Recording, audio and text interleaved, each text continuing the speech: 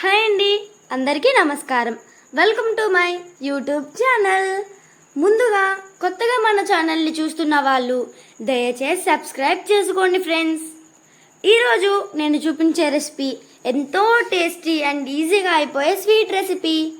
అదేనండి bread gulab jamun. Normal gulab jamun లానే ఎంతో టేస్టీగా అండ్ ఎంతో సింపుల్గా అయిపోతుంది. ఇంకెందుకు ఆలస్యం, ప్రాసెస్లోకి వెళ్ళిపోదామా?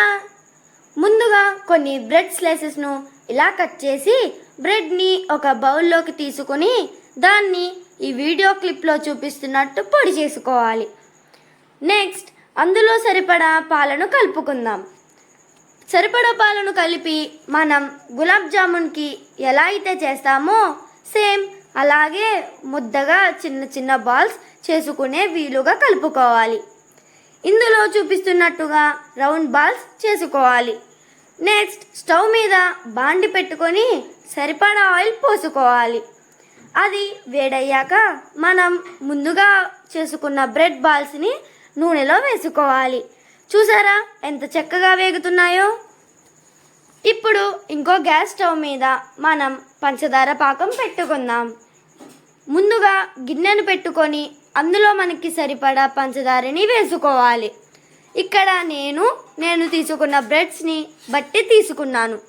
తరువాత సరిపడా వాటర్ని తీసుకోవాలి. ఇది తీగ పాకం వచ్చే వరకు మరిగించాలి. చూసారా మన బ్రెడ్ బాల్స్ ఎంత చక్కగా వేగాయో? ఇంకా గ్యాస్ స్టవ్ ఆపేద్దాం. ఇప్పుడు ఈ బాల్స్ని మన తీగ పాకంలో వేసుకుందాం. ఒక హాఫ్ అన్ అవర్ అలా వదిలేసేయాలి. హాఫ్ అన్ అవర్ తర్వాత చూడండి ఎంత చక్కగా సేమ్ గులాబ్ జామున్ లానే వచ్చాయో.